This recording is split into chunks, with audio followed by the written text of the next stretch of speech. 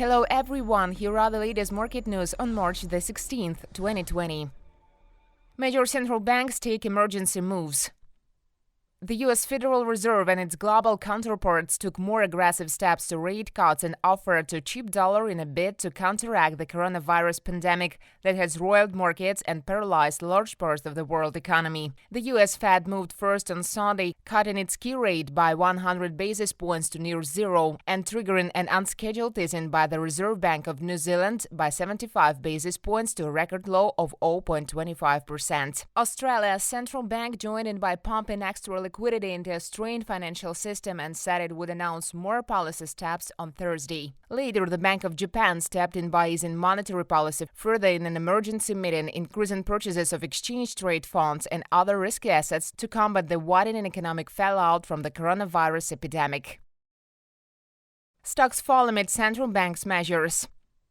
Stock markets tumbled on Monday as the world's major central banks took emergency measures to ease a destructive situation on global financial markets. European markets were poised to open sharply lower, with Euro Stoxx 50 futures fell 3.4% and FTSE futures lost 2.7%. E-mini futures for the S&P 500 index hit their down limit as investors rushed for safety. MSCI's index of Asia-Pacific shares outside Japan tumbled 4% to lows not seen since early 2017, while the Nikkei decreased 2%. Shanghai blue chips fell 3%, even as China's central bank surprised with a fresh round of liquidity injections into the financial system. Hong Kong's Hang Seng index slid 3.4%.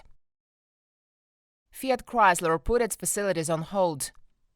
Fiat Chrysler said on Monday it was halting production through March the 27th at the majority of its plants in Europe due to the coronavirus crisis disrupting the economy. The company reported production for its FCA Italy and Maserati units would stop for the next 2 weeks at its Malfi, Pomigliano, Cassino, Mirafiori, Grugliasco and Modena plants in Italy. Serbia's Kragujevac facilities and Poland's Tychy plant will also close. The group is working with its supply base and business partners to be ready to enable our manufacturing operations to deliver previously planned total levels of production despite the suspension when market demand returns, Fiat Chrysler said. Its move follows a similar decision by luxury car maker Ferrari, which on Saturday said it was closing its 2 plants until March the 27th in response to the virus crisis, citing an emerging shortage of parts.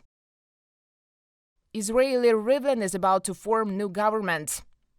Israel's President Reuven Rivlin stated on Sunday that opposition leader Benny Gantz will be asked to form a new government, boosting chances of ousting veteran Prime Minister Benjamin Netanyahu. Netanyahu, 70, is Israel's longest-serving leader and has been heading the country's efforts to combat the coronavirus, but last year he twice tried unsuccessfully to put together a ruling coalition.